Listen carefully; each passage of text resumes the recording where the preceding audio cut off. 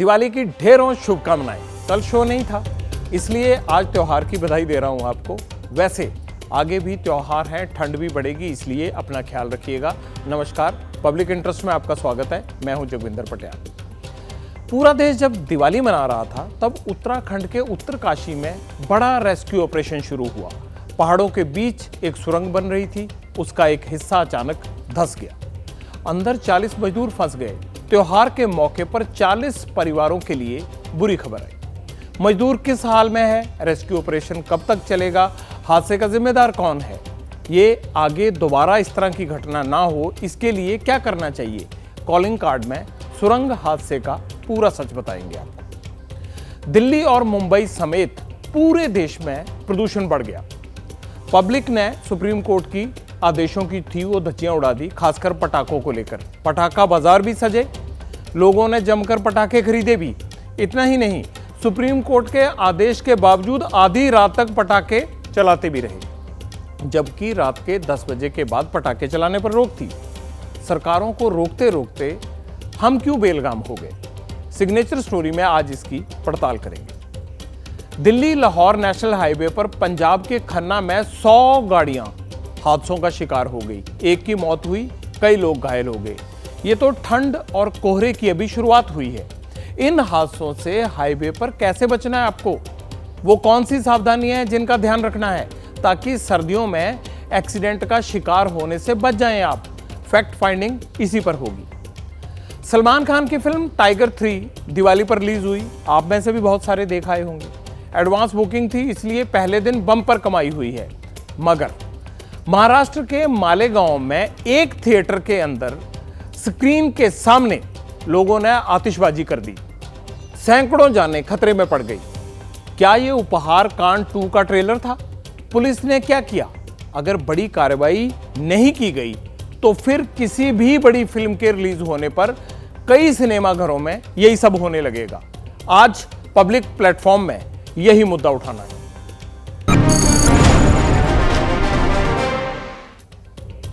त्योहार पर जरा सी चूक बड़ी घटना का कारण बन सकती है। 24 घंटे में कई जगह आग लगी, कहीं पटाखे का गोदाम जला तो कहीं पर लकड़ी का कारखाना। लेकिन उत्तराखंड में ना आग लगी, ना ही पहाड़ दरका। फिर भी उत्तरकाशी जिले में एक बड़ी टनल का बहुत बड़ा हादसा हो गया। सुरंग का एक हिस्सा अचानक गिर गया। इसकी वजह से 40 मजदूर टनल के पीछे वाले हिस्से में फंस गए। 2 दिन हो गए रेस्क्यू ऑपरेशन को चलते हुए। प्रशासन का कहना है कि घबराने की जरूरत नहीं, सब ठीक ठाक हैं, सब ठीक हो भी जाएगा, देर सवेर सबको बचा लेंगे, निकाल लिया जाएगा। लेकिन इस खबर ने यूपी, बिहार, पश्चिम बंगाल और ओडिशा के कई परिवारों का फेस्टिवल फीका कर दिया।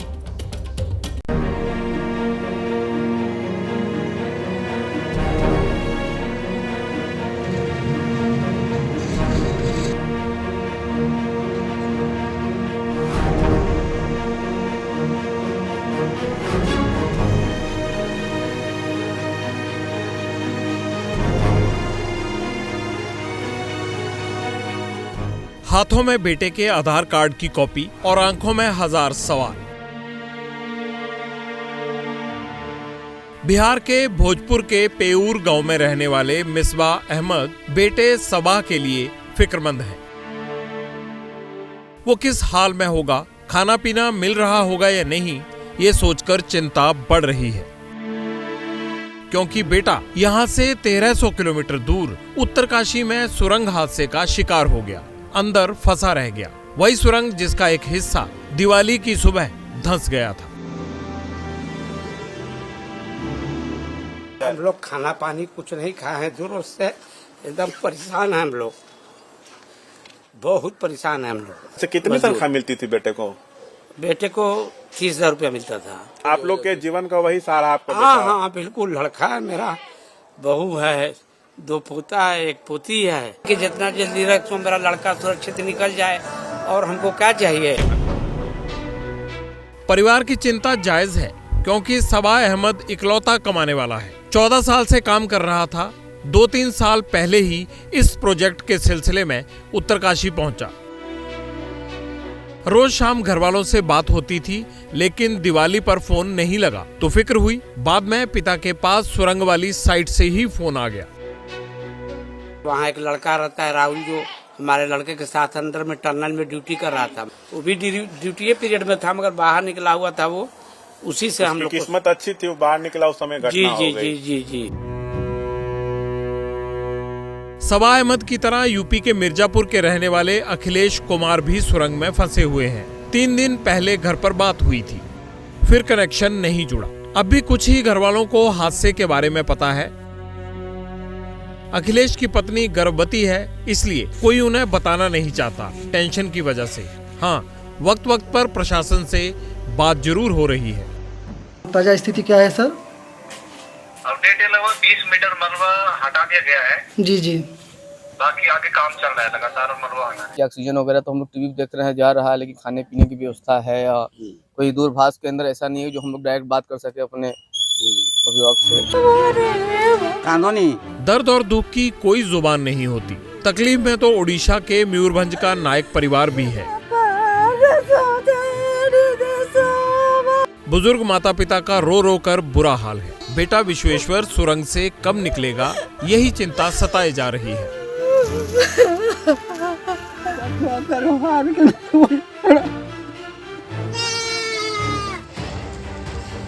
ओडिशा के ही ऐसे 5 परिवार हैं। यूपी, बिहार, झारखंड और बंगाल के भी कई लोग सुरंग में फंसे हुए हैं। लिस्ट सामने आ चुकी है, मगर ज्यादातर परिवार ऐसे हैं जिन्हें अभी तक ये भी नहीं पता कि हादसा हुआ कैसे। दरअसल उत्तरकाशी में ऑल वेदर रोड बन रहा है 4 धाम यात्रा के लिए। इसी प्रोजेक्ट में ब्रह्माखाल यमुनोत्री नेशनल हाईवे पर सिल्क क्यारा और डडल गांव के बीच सुरंग बन रही है। दिवाली के दिन सुबह 4 से 5 बजे के बीच सुरंग का एक हिस्सा ढह गया। अचानक लेंटर खुल गया। 50 मीटर का ये वो सेक्शन था जहां प्लास्टर नहीं हुआ था। ये जो मशीन आप देख रहे हैं, बड़ी बड़ी ड्रिलिंग मशीनें जो हैं वो लगातार यहाँ पर बुलाई जा रही हैं। उनकी मदद से लगातार कोशिश ये की जाएगी कि जो ये पूरी की पूरी टनल है, इसके आसपास का कुछ ऐसा एरिया देखा जाए जहाँ पर ये मजदूर फंसे हुए हैं। करीबन 250 से के आसपास मीटर के आसपास का जो फासला है वो बताया जा रहा है। जिस जगह पर मैं मौजूद हूँ वहाँ से, जहाँ पर ये तमाम मजदूर फंसे हुए हैं, तो वहाँ तक पहुँचने के लिए उसके आसपास के जगह पर कहीं ना कहीं टनल पर दोबारा कहीं और छेद करना पड़े या कुछ ऐसी जगह बनानी पड़े जिससे उनको निकाला जा सके, उस विकल्प पर भी काम चल रहा है। गनीमत रही कि मजदूर इसकी चपेट में नहीं आए। मलबे वाली जगह से फौरन दूर हो गए। कुछ तो बाहर निकल गए, मगर 3 दर्जन से ज्यादा अभी भी अंदर ही फंसे हुए हैं। 250 मीटर की दूरी कब खत्म होगी? हादसे के बाद तमाम एजेंसियां एक्टिव हैं। एनडीआरएफ, एसडीआरएफ, आईटीबीपी, बीआरओ और नेशनल हाईवे के 200 से ज्यादा लोग रेस्क्यू ऑपरेशन में जुटे हुए हैं। देहरादून से टेक्निकल टीम्स भी वहां पहुंच गई हैं। उत्तराखंड के सीएम पुष्कर धामी भी साइट पर जाकर राहत कार्यों का और बचाव कार्यों को देखकर आए हैं। सीएम को क्या बताया गया मौके पर? सीएम को बताया गया यह सुरंग 4.5 किलोमीटर लंबी और 14 मीटर चौड़ी है।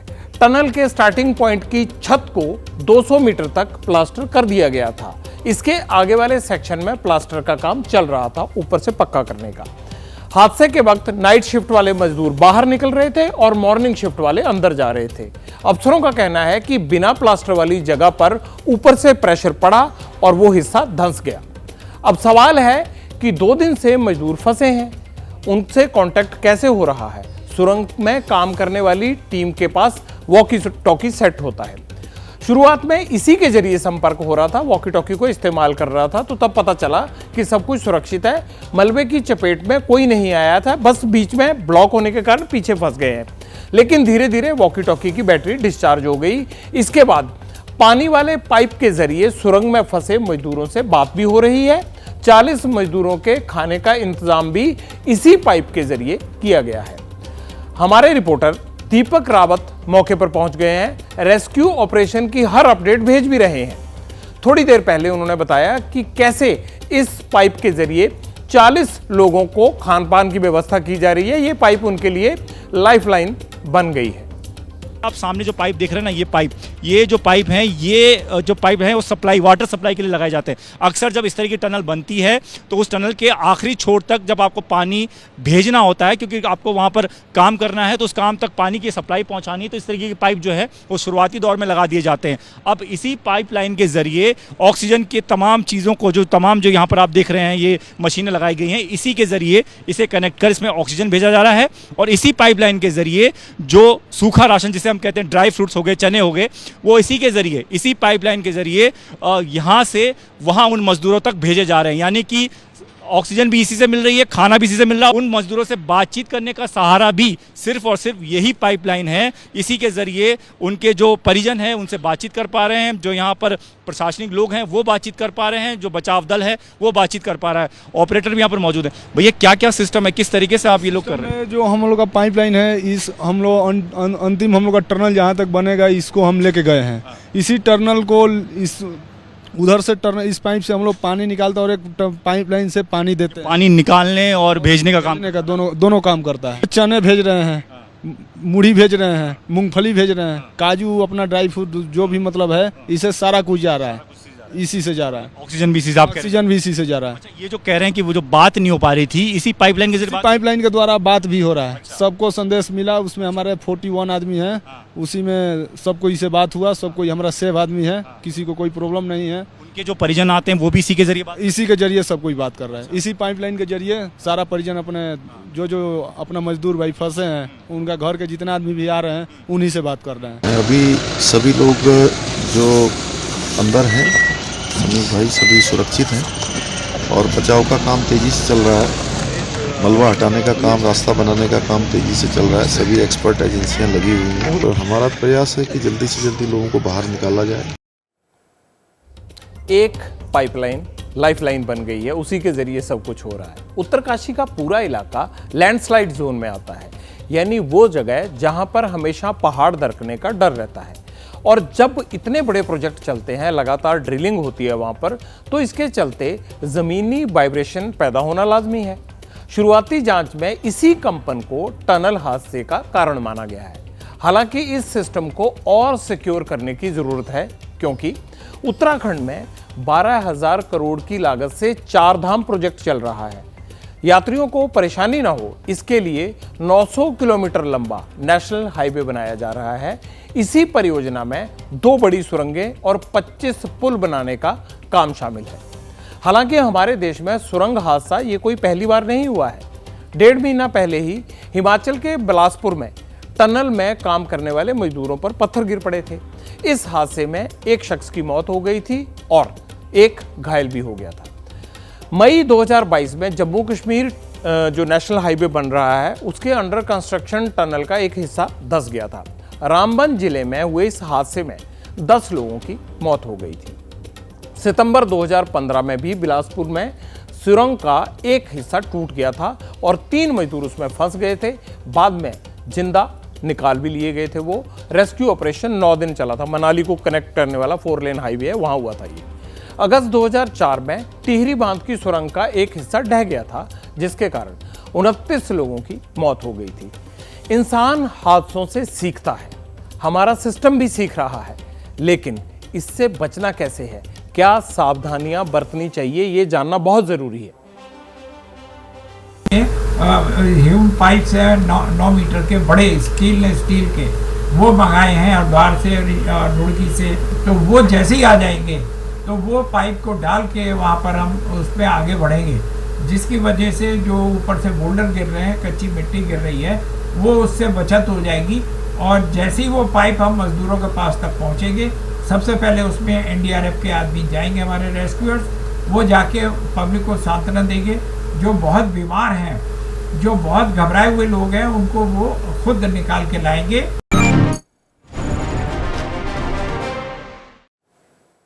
हमारे रिपोर्टर ने NDRF के अफसरों से भी बात की, उत्तराखंड की अथॉरिटी से भी पूछा आखिर सभी मजदूरों को कब तक बाहर निकाल लेंगे।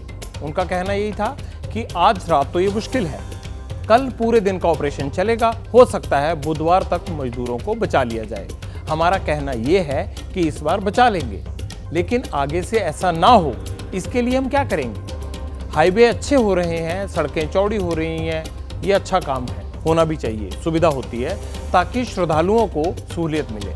लेकिन ध्यान ये भी देना चाहिए कि कहीं हम विकास की अंधी दौड़ में पर्यावरण को कमजोर तो नहीं कर रहे।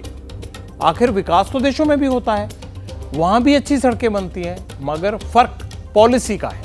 वहां पर्यावरण से खिलवाड़ की इजाजत किसी भी हाल में नहीं दी जाती। हम भी यही चाहते हैं कि बैलेंस बनाकर चलिए, क्योंकि अगर पर्यावरण ही नहीं बचेगा तो पहाड़ों पर जाकर बड़ी चौड़ी चौड़ी सड़कें बनाकर हम क्या करेंगे।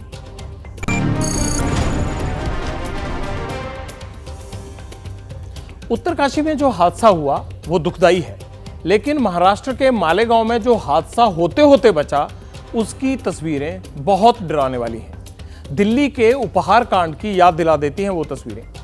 26 साल पहले दिल्ली के एक सिनेमा हॉल में आग लग गई थी, 59 लोगों की जान चली गई थी। वहां मालेगांव में भी ऐसा ही हो सकता था। सिनेमा हॉल के अंदर आपने कभी आतिशबाजी होते देखी है कि सिनेमा में फिल्म चल रही है और पटाखे फूटने लगे? कल यही हुआ। टाइगर 3 की स्क्रीनिंग के टाइम और हॉल दर्शकों से भरा हुआ था, बावजूद उसके वहां पटाखे धाएं धाएं चलने लगे। ऊपर से तुर्रा ये कि मालिक कहता है ऐसा हमने पहली बार नहीं किया, शाहरुख सलमान की फिल्मों में पहले भी करते रहे हैं। तो सवाल पुलिस और सरकार पर उठना लाजमी है ना। आखिर दर्शकों की जान को सांसद में डालने का परमिट इन साहब को किसने और क्यों दे रखा है?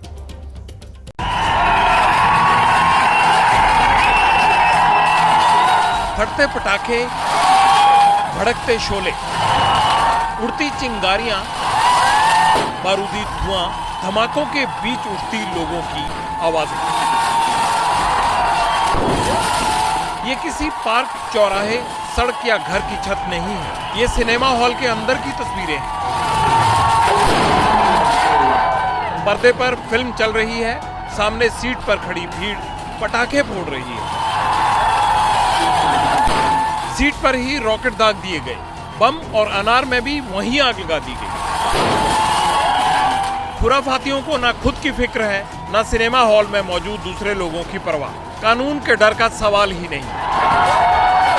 नियम कायदे सब कुछ बंद हॉल में जलते रहे। मल्टीप्लेक्स का स्टाफ, सुरक्षा कर्मी तमाशबीन बने, सब कुछ देखते रहे। दिवाली के दिन जहां रॉकेट, बम और पटाखे जलाए गए, वो मोहन सिनेमा हॉल महाराष्ट्र के मालेगांव का है। सलमान खान की फिल्म टाइगर 3 का फर्स्ट डे था। नाइट शो चल रहा था, तभी आगे बैठे कुछ लड़कों ने आतिशबाजी शुरू कर दी। अचानक चिंगारियां, रोशनियां और धुआं निकलता देखा तो सिनेमा हॉल में मौजूद बाकी लोगों की जान पर बन आई। अब सवाल उठ रहा है कि मालेगांव के सिनेमा हॉल में किसकी मर्जी से आतिशबाजी हुई? पटाखे साथ लेके आए दर्शक सिनेमा हॉल के अंदर कैसे पहुंच गए? जब पटाखे जल रहे थे तब सिनेमा हॉल के सुरक्षा गार्ड कहां थे? क्या ये दिल्ली के उपहार कांड जैसी घटना को दावत नहीं थी? सवाल सिर्फ सनकी दर्शकों पर नहीं, सिनेमा मैनेजमेंट पर भी उठ रहे हैं, लेकिन थिएटर मालिक खुद को इस घटना से बेफिक्र बता रहे हैं। लेकिन हमने नोटिस किया कि सिर्फ शाहरुख खान की और सलमान खान की पिक्चर में ही ऐसा होता है, बाकी सालों साल निकल जाता है, हमको एक शो में 1 घंटा नहीं, 5 मिनट नहीं, 1 मिनट की भी तकलीफ नहीं होती है। मतलब इस थिएटर में आतिशबाजी का ये पहला मामला नहीं है। पहले भी दर्शकों के बीच ही पटाखे फोड़े गए, लेकिन सिर्फ शाहरुख खान और सलमान खान जैसे एक्टर्स की फिल्मों में। यानी इन जनाब ने सलमान शाहरुख की फिल्मों के नाम पर लोगों के प्राण संकट में डालने का लाइसेंस दे दिया। जिस वक्त सिनेमा हॉल में बारूदी खेल चल रहा था, उस वक्त पूरा सिनेमा हॉल भरा हुआ था। पुलिस ने इस मामले में अब FIR दर्ज कर ली है। कोई फिल्म देखने को जाना ये कोई बुरी बात नहीं है, मगर वहाँ पे बेकायदेशीर काम करना ये एकदम गलत बात है। उसमें कोई बड़ा हादसा भी हो सकता है। अपने फैंस की सनक और हुड़दुंग पर सलमान खान की भी प्रतिक्रिया आई है। उन्होंने एक्स पर लिखा, मुझे सुनने में आ रहा है कि टाइगर 3 देखने के दौरान थिएटर में लोग आतिशबाजी कर रहे थे। ये बहुत खतरनाक है। आप लोग इस फिल्म को एंजॉय करिए, किसी को बिना किसी खतरे में डालकर सुरक्षित रहिए। मालेगांव के सिनेमा हॉल में जो हुआ उसने थिएटर और दर्शकों की सुरक्षा पर गंभीर सवाल खड़े कर दिए, क्योंकि आग से खेलने की इजाजत देकर एक दो नहीं बल्कि कई लोगों की जान से खिलवाड़ किया गया है।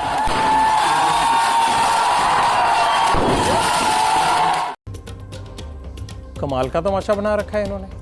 हमने तो कभी जिंदगी में इस तरह से सिनेमा हॉल के अंदर पटाखे चलते नहीं देखे, और ये इतने कूल अंदाज में बता रहे हैं कि ऐसा होता है। मुकदमा दर्ज करके अंदर करना चाहिए इनको, ताकि जिंदगी में दोबारा ऐसा ना करें और इतने लोगों की जान को खतरे में न डाले। खैर, हमें लगा कि यहाँ पर अपने रिपोर्टर को भेजना बनता है। हमने एबीपी न्यूज़ के रिपोर्टर को सिनेमा हॉल भेजा, वो वहाँ पहुँचे। उन्होंने वहाँ क्या देखा? हॉल के बाहर एक नोटिस चिपका दिया गया है। ये नोटिस उर्दू भाषा में लिखा हुआ था, जिसमें बताया गया था सिनेमा हॉल में पटाखे फोड़ना गैरकानूनी है। अच्छा, ऐसा करने पर आईपीसी की धारा 436 के तहत एक्शन लिया जाएगा। दोषी पाए जाने पर 10 साल तक की सजा हो सकती है। अब अगर कोई व्यक्ति पटाखा फोड़ता है तो तत्काल सिनेमा हॉल बंद करवाकर खाली करवा लिया जाएगा। अरे भाई साहब, ये सब तो अब तक हो जाना चाहिए था, सील हो जाना चाहिए था सिनेमा हॉल, क्योंकि सिनेमा हॉल मालिक खुद कह रहा है कि पहले भी ये सब करता रहता है वो। आप किस हादसे का इंतजार कर रहे हैं? टाइगर 3 की स्क्रीनिंग के वक्त सिनेमा हॉल के अंदर का माहौल क्या था, वो जरा दोबारा से गौर कीजिएगा, खुद देखिए जरा। कोई फर्क नहीं था दिवाली पर आसमान के नीचे, खुले आसमान के नीचे फूट रहे पटाखों और सिनेमा हॉल के अंदर हो रही आतिशबाजी से। ये तस्वीरों पर गौर कीजिए आप। मुझे लगता है कि आप सब ये देख रहे होंगे कि ऐसी तो शायद आप में से बहुत सारों के मोहल्लों में दिवाली नहीं हुई होगी, जैसी सिनेमा हॉल के अंदर मचाई जा रही है। धड़ल्ले से पटाखे फट रहे हैं और सामने पर्दे पर फिल्म चल रही है। ना तो पटाखा फोड़ने वालों को रोका गया, ना फिल्म रोकी गई। एक बार फिर सुन लीजिए आप और देखिए इन तस्वीरों को। हम सुनाते हैं आपको, ये दिखा रहे हैं और हम दंग हैं कि हमें इस तरह की तस्वीरें दिखानी पड़ रही हैं।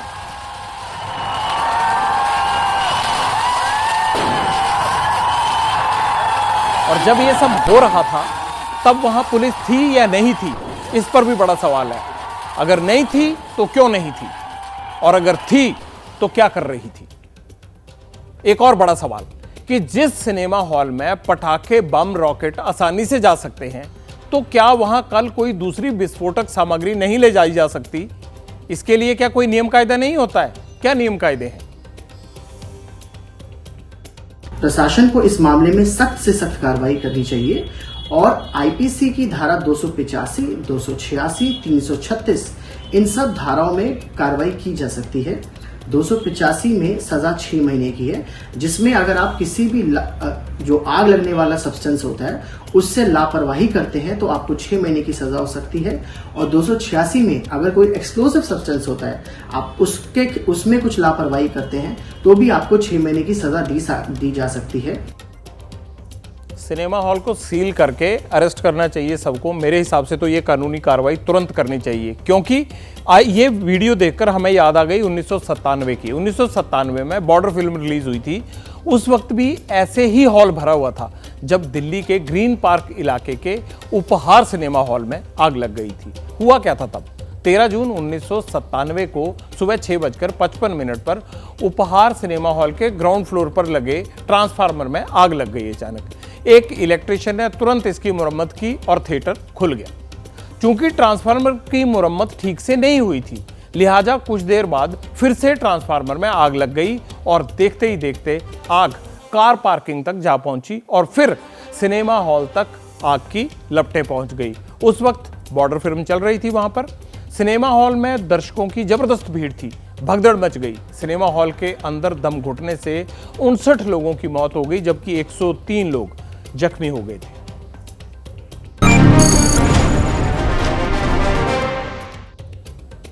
मालेगांव के थिएटर की ये तस्वीरें बेहद गंभीर मामला है। फिल्म स्टार से लेकर दीवानगी के नाम पर इस तरह की सनक थिएटर में मौजूद हर शख्स की जिंदगी को खतरे में डाल दिया। इसीलिए थिएटर में आतिशबाजी की घटना को फिल्म निर्देशक रामगोपाल वर्मा ने भी पागलपन का नाम दिया। गनीमत ये रही कि कोई बड़ा हादसा नहीं हुआ, लेकिन हादसे के बाद सबक लेने से बेहतर क्या होता है? बेहतर होता है कि ऐसे उपद्रवों और उत्पात मचाने वालों पर कड़ी कार्रवाई की जाए। अगर कड़ी कार्रवाई या बड़ी कार्रवाई नहीं की गई तो ऐसे ही जब भी कोई बड़ी या नामचीन फिल्म रिलीज होगी तो सिनेमा घरों में यही सब होने लगेगा। जो किसी बड़े हादसे को न्योता देने से कम नहीं है।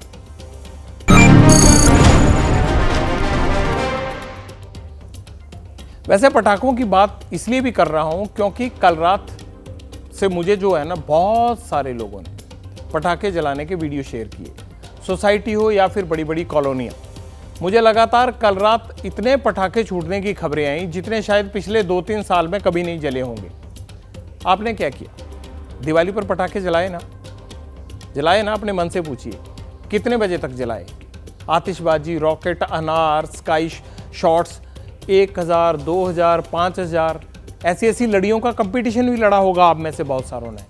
प्रदूषण पर हम सरकारों को कोसते हैं। मैं तो पिछले 2 हफ्ते से सवाल पूछ रहा हूं सरकारों से, लेकिन कसर हमने भी नहीं छोड़ी। पटाखों पर सुप्रीम कोर्ट का बैन था, लेकिन माना किसने? रात पटाखे छोड़े गए, सुबह हो गई, फिर पोल्यूशन का स्तर वहीं चला गया।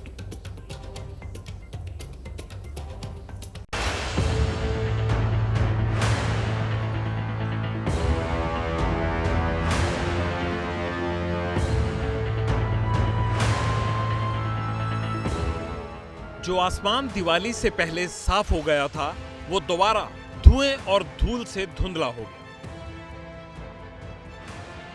भगवान की कृपा और दिल्ली वालों के भाग्य में बारिश हुई। पूरे एनसीआर में प्रदूषण का स्तर पटरी पर लौट आया था, लेकिन दिवाली के जोश में ऐसी आतिशबाजी हुई कि कुदरत के किए कराए पर इंसानों ने खुद ही पानी फेर दिया।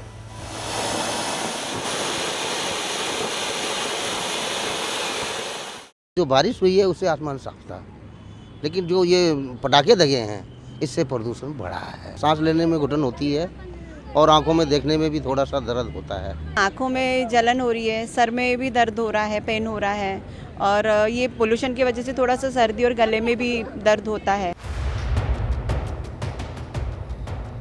धज्जियां उड़ाने की कहावत तो आपने सुनी होगी, आंखों से देख भी लीजिए धज्जियां उड़ती कैसे हैं।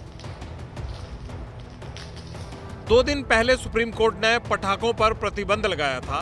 साफ साफ कहा था पटाखों पर पूरे देश में रोक है, लेकिन पटाखों के बाजार लगे, लोगों ने भरपूर पटाखे खरीदे भी।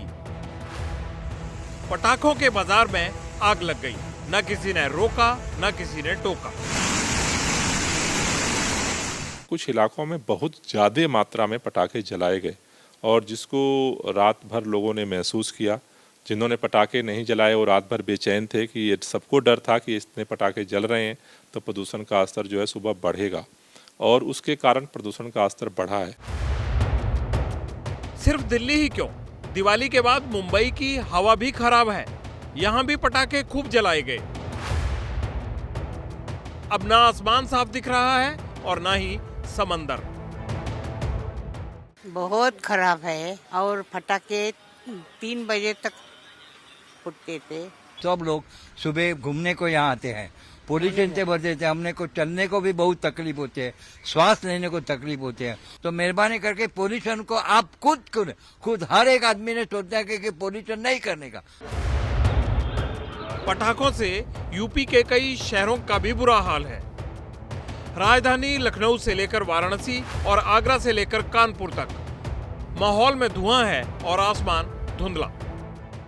इस वक्त दिवाली अभी भी होके गुजरी है, तो इस वजह से पॉल्यूशन बहुत बढ़ गया है। ताजमहल दिख नहीं पा रहा है, धुंध हो रही है, मुसाफिर भी खुश होकर नहीं जा रहा है। क्रैकर्स ये दिवाली के बाद जो पटाखे और ये सब हुआ है उसके बाद से आप देखें कितनी धुंध हो गई है। बहुत भीषण आतिशबाजी हुई है हमारे कानपुर में, यशोदा नगर में। सुबह 4 बजे तक आतिशबाजी लोगों ने करी हुई है। सांस वास लेने में भी परेशानियां होती है।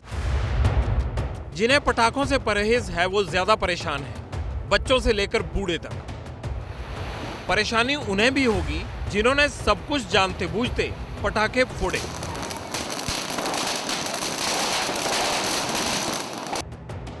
दिवाली से पहले प्रदूषण के लिए सिर्फ सरकार को जिम्मेदार ठहराया जा रहा था, लेकिन देश भर से दिवाली के आफ्टर इफेक्ट की तस्वीरें सामने आ चुकी हैं, जिन्हें देखने के बाद साफ है कि कोई अकेला कसूरवार नहीं है। प्रदूषण के लिए हम सब भी उतने ही जिम्मेदार हैं जितनी सरकारें।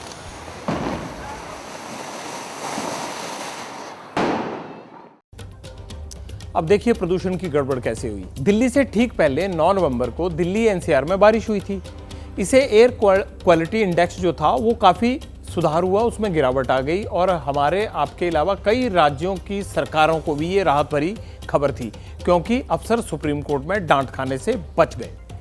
शनिवार को दिल्ली का AQI यानी एयर क्वालिटी इंडेक्स 220 था, नोएडा का 156 था, गाजियाबाद का 160 था, गुड़गांव का 199 और रविवार को देखिए कि दिवाली से ठीक पहले, ये शनिवार का बताया, रविवार का देखिए एयर क्वालिटी इंडेक्स रविवार को भी ठीक रहा, क्योंकि तब तक पटाखे नहीं जलाए गए थे।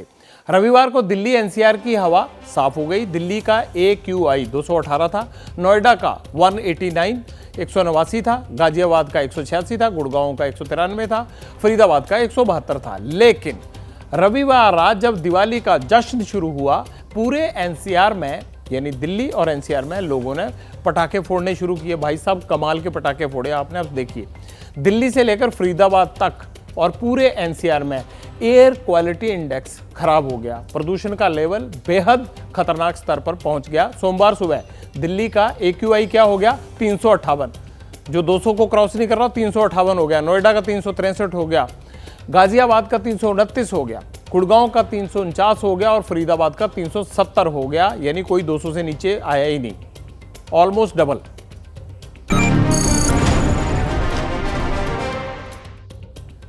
नवंबर तेजी से निकलता जा रहा है, लेकिन दिल्ली की हवा को सुधरने के लिए जो ठोस काम होना चाहिए वो दिख नहीं रहा। पब्लिक खुद भी कहाँ मान रही है। आप खुद अपनी समस्या को लेकर गंभीर नहीं होंगे तो सरकार पर भी गंभीरता से काम करने का दबाव नहीं बढ़ता है। वैसे दिल्ली की हवा की बात कर लें तो पानी का हाल भी कोई बहुत अच्छा नहीं है। यहाँ पे आबो हवा दोनों बेहद खराब हैं। ये यमुना की तस्वीर अब आप देख रहे हैं स्क्रीन पर। पानी कितना गंदा हो चुका है। कुछ दिनों बाद ही छठ का पर्व है। इसी यमुना के गंदे पानी में लोग पूजा करने के लिए मजबूर हो जाएंगे। यमुना को 5 साल में साफ करने के दावे हुए थे, क्योंकि काम से ज्यादा यहाँ टकराव होता रहता है। जैसे ही घड़ी का काटा दोपहर 2:30 पे आए, बबीता जी का दिल सास बहू साजिश के लिए मचल जाए। और ये है इनकी बहू, पूरे दिन ऑफिस की टेंशन हो जाए गॉन जब ये करें अपना फेवरेट शो फ्री टाइम पे ऑन। इनकी तरह आप भी देखें अपना फेवरेट शो अपने टाइम पर और डाउनलोड कीजिए ABP लाइव ऐप अपने स्मार्ट टीवी पर।